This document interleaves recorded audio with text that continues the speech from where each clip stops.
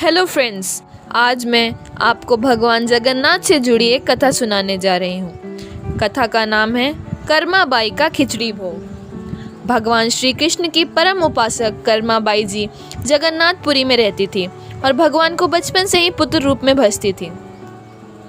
ठाकुर जी के बाल रूप से वह रोज ऐसे बातें करती जैसे ठाकुर जी उनके पुत्र हों और उनके घर में ही वास करते हों। एक दिन कर्माबाई की इच्छा हुई कि ठाकुर जी को फल मेवे की जगह अपने हाथ से कुछ बनाकर खिलाऊं। उन्होंने जगन्नाथ प्रभु को अपनी इच्छा बतलाई। भगवान तो भक्तों के लिए सर्वथा प्रस्तुत हैं। प्रभु जी बोले, माँ जो भी बनाया है वही खिला दो, बहुत भूख लगी है। कर्माबाई ने खिचड़ी बनाई थी, ठाकुर जी को खिचड़ी खाने को दे दी।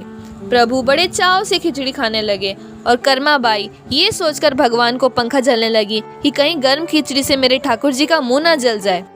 संसार को अपने मुख में समाने वाले भगवान को कर्माबाई एक माता की तरह पंखा कर रही हैं और भगवान भक्त की भावना में भाव विभोर हो रहे हैं। भक्त वत्सल भगवान ने कहा, माँ मुझे तो खिचड़ी बहुत अच्छी लगी, मेरे लिए आप रोज खिचड़ी ही पकाया करें, मैं तो यहीं आकर खाऊंगा।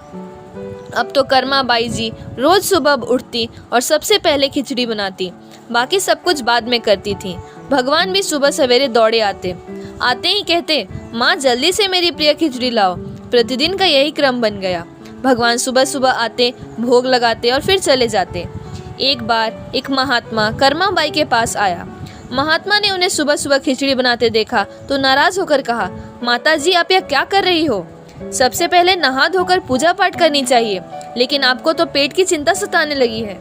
कर्माबाई बोली, क्या करूं महाराज जी, संसार जिस भगवान की पूजा अर्चना कर रहा होता है वहीं सुबह सुबह भूखे आ जाते हैं, उनके लिए ही तो सब काम छोड़कर पहले खिचड़ी बनाती हूँ। महात्मा ने सोचा कि शायद कर्माबाई की बुद्धि फिर गई है, यह तो ऐसे बोल रही है जैसे भगवान इसकी बनाई खिचड़ी के ही भूखे बैठे हों।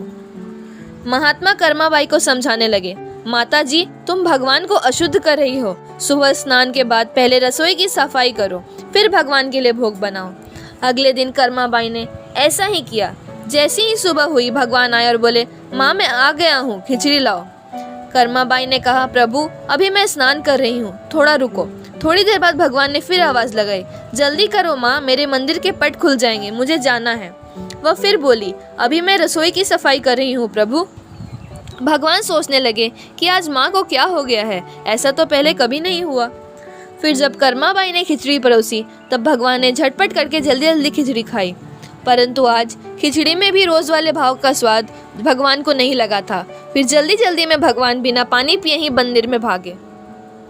भगवान ने बाहर महात्मा को देखा तो समझ गए, अच्छा तो यह बात है, मेरी माँ को यह पट्टी इसी ने पढ़ाई है।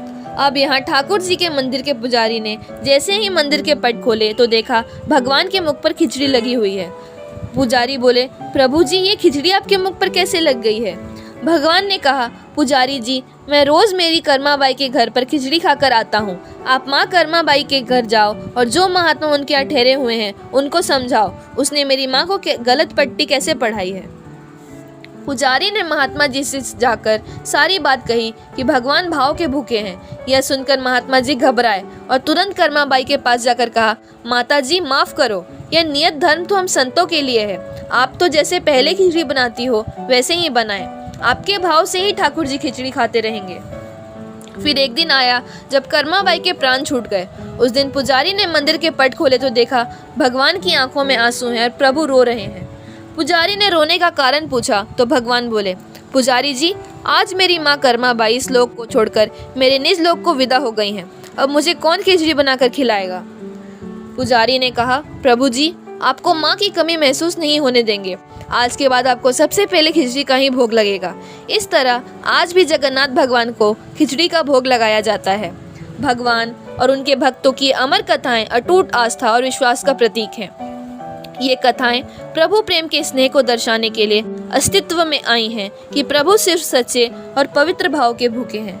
आप भी इन कथाओं के माध्यम से भक्ति के रस को चखते हुए आनंद के सरोवर में डुबकी लगाएं। ईश्वर की शक्ति के आगे तर्कशीलता भी नतमस्तक हो जाती है। तभी तो चिकित्सा विज्ञान के लोग भी कहते हैं, दवा से ज्यादा दुआ काम आएगी।